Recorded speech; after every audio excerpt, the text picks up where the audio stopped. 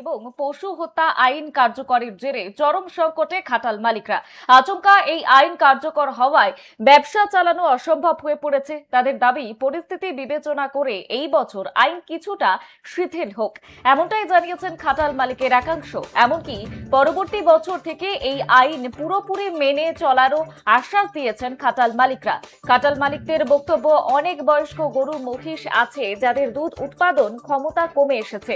সেই গবাদি পশু বিক্রি করে দুধ উৎপাদনে সক্ষম গবাদি পশু কেন হয়, যা খাটাল সচল রাখার একমাত্র উপায়। অন্যদিকে নিয়মের ক্ষেত্রে কোনো রকম আপোষের ইঙ্গিত দিতে নারাজ প্রশাসনিক কর্মকর্তারা।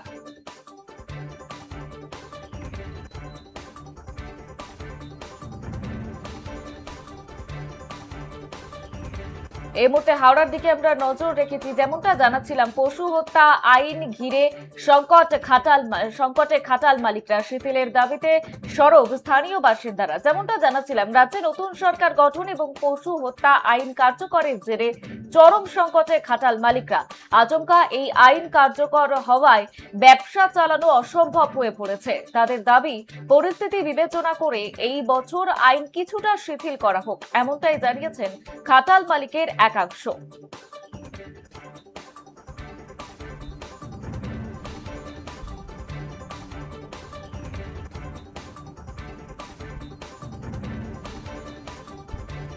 খাটাল মালিকদের বক্তব্য, অনেক বয়স্ক গরু মহিষ আছে যাদের দুধ উৎপাদন ক্ষমতা কমে এসেছে, আর সেই গবাদি পশু বিক্রি করে দুধ উৎপাদনে সক্ষম গবাদি পশু কেন হয়, আর যা খাটাল সচল রাখার একমাত্র উপায়। অন্যদিকে নিয়মের ক্ষেত্রে কোনো রকম আপোষের ইঙ্গিত দিতে নারাজ প্রশাসনিক কর্মকর্তারা। এ বিষয়ে বিস্তারিত জানবো, আমাদের সঙ্গে টেলিফোন লাইনে রয়েছে আমাদের প্রতিনিধি সৌরভ সর্দার। সৌরভ, এই যে নতুন নির্দেশিকা, এতে কোথাও গিয়ে খাটাল মালিকরা কি কি সমস্যার সম্মুখীন হচ্ছেন? গত বছর যে বিষয়টা জানা যাচ্ছে যে খাটাল মালিকদের তরফ থেকে যে বিষয়টা জানানো হচ্ছে, যে নির্দেশিকা সরকার জারি করেছে, এই নির্দেশিকা হঠাৎ জারি করার ফলে তারা চরম সমস্যার মুখে পড়েছে। যেমনটা কিছু কিছু খাটাল মালিক ব্যাংক থেকে লোন নিয়ে তারা এই গরু কিনেছিলেন এবং সেই গরু 4 মাস আগে কেউ কিনেছিলেন, কেউ 5 মাস আগে কিনেছিলেন, কেউ আবার 3 মাস আগে কিনেছিলেন এবং বিভিন্ন ব্যাংক থেকে বা বিভিন্ন জায়গা থেকে লোন নিয়ে তারা এই কাজ করেছিলেন, যাতে এই সময় সেগুলো বিক্রি হয়ে সেই টাকাটা তারা মুনাফার আশায় করে রেখেছিলেন এবং 4 মাস আগে থেকে এই গরুগুলোকে লালন পালন করে তাদের খাওয়া দাওয়া, ইনজেকশন, তাদের পিছনে খরচ করে একেবারে কিন্তু লসের মুখে পড়েছে। তারা সরকারের কাছে আবেদন জানাচ্ছে, যদি এবছরটা ছাড় দেওয়া হয় তাদের এই যে বিধিনিষেধ এবং নিয়ম, এই নিয়ম থেকে যদি ছাড় দেওয়া হয় তাহলে কিন্তু এই ব্যবসায়ীদের অনেকটাই সুবিধা হতো, এমনটা যেমন জানাচ্ছেন। এবং তার পাশাপাশি তারা বলছেন যে খাটাল মালিকরা তারা কিন্তু রীতিমতো একটা বিক্ষোভ দেখাচ্ছেন, এমনটাই চিত্র কিন্তু আজ দেখা যায়। বর্ষা। বেশ, ধন্যবাদ সৌরভ। যেমনটা জানাচ্ছিলাম, রাজ্যে নতুন আইন, নতুন সরকার গঠন এবং পশু হত্যা আইন কার্যকরের জেরে চরম সংকটে খাটাল মালিকরা। আচমকা এই আইন কার্যকর হওয়ায় ব্যবসা চালানো একেবারে অসম্ভব হয়ে পড়েছে। তাদের দাবি, পরিস্থিতি বিবেচনা করে এই বছর আইন কিছুটা শিথিল করা হোক।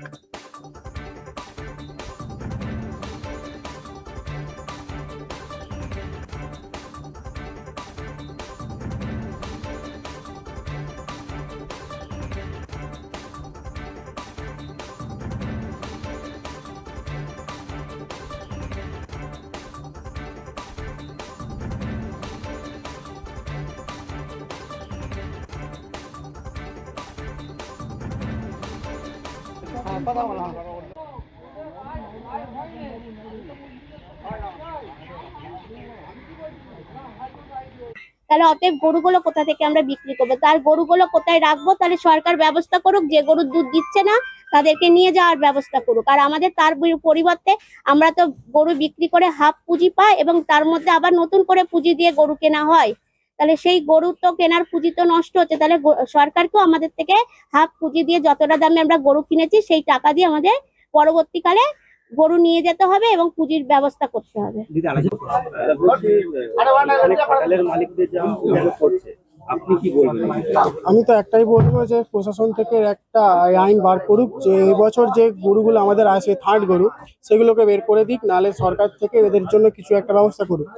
ঠিক আছে। আপনি আপনি কি এই কোরবানির যে গরু বিক্রি যে বিষয়টা, সেটা নিয়ে আপনার কোনো কি খালের গরু বিক্রির সমস্যা হয়েছে?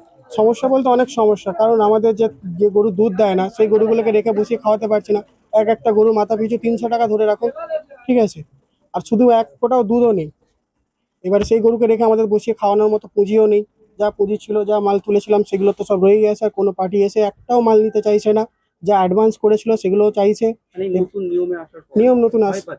ভয় পাচ্ছে সবাই, যেহেতু এবার এই আইনটা এতদিন ছিল না। আমি দেখে আসছি এত বছর যে কুরবানি গেছে কোনো হয়নি, কিন্তু এই সরকার আসতেই সঙ্গে সঙ্গে যেন একটা এমনই হয়ে গেছে, যত খাটালওয়ালা আছে তাদের সবারই আপনি প্রশাসনের যদি সরকারের বেশ টাকা টাকার ব্যবসা কুরবানি কুরবানি যে ঈদের সময় গরু পশু কেনাবেচার সমস্যা হচ্ছে। হয়েছে, কিন্তু আমাদের যেহেতু 1950 সালের একটা অ্যাক্ট ছিল, সেই অ্যাক্টটা মানে হঠাৎ করেই এখন লাগু হতে চলেছে। কিন্তু আইন যেহেতু আইনের পথে চলবে, সেহেতু আমাদের আইনের সাথে আমাদের সহযোগিতা করতে হবে সকলকে। সেই হিসাবে যে নিয়মটা চালু করা হয়েছে, যে রেজিস্টার্ড কোনো কসাইখানাতেই একমাত্র এই কোরবানিটা দেওয়া যেতে পারে, এবং 14 বছরের ঊর্ধ্বে কোনো গরু বা মহিষ, এটাকে আমরা কুরবানি দিতে পারবো, এবং তার প্রজনন ক্ষমতাও কমে যাবে, এবং দুধের যে প্রোডাকশনটা হয় সেইরকমই আমরা পশুকে এটা মানে দিতে পারবো। সেক্ষেত্রে আমাদের ভেটেরিনারি ডাক্তার একটা মানে সার্টিফাইড করে দেবেন যে এই পশুকে মানে ওনারা কুরবানিটা দিতে পারবে। এই যে মানে এই নতুন সরকারের নিয়ম বা আইন বলো তো এই জায়গায় দাঁড়িয়ে স্যার, সাপ্তাহিক বেশ কিছু খাটালের মালিকরা আবেদন করেছেন যে নতুন আইনে তারা অনেকটাই জানছেন না, সেক্ষেত্রে যদি আইনটা একটু লঘু করা যায় কিনা, তারা অনেকে অ্যাডভান্স দেখুন, আমরা মানে এক্সট্রা কোনোভাবে কিছু করতে পারবো না। স্ট্রিক্ট কমপ্লায়েন্স অফ ল আমাদের কাছে অর্ডার আছে। আমরা আইনে যেটুকু আছে তার বাইরে কোনোভাবেই এটাকে লক্ষ্য করার কোনো গল্প নেই।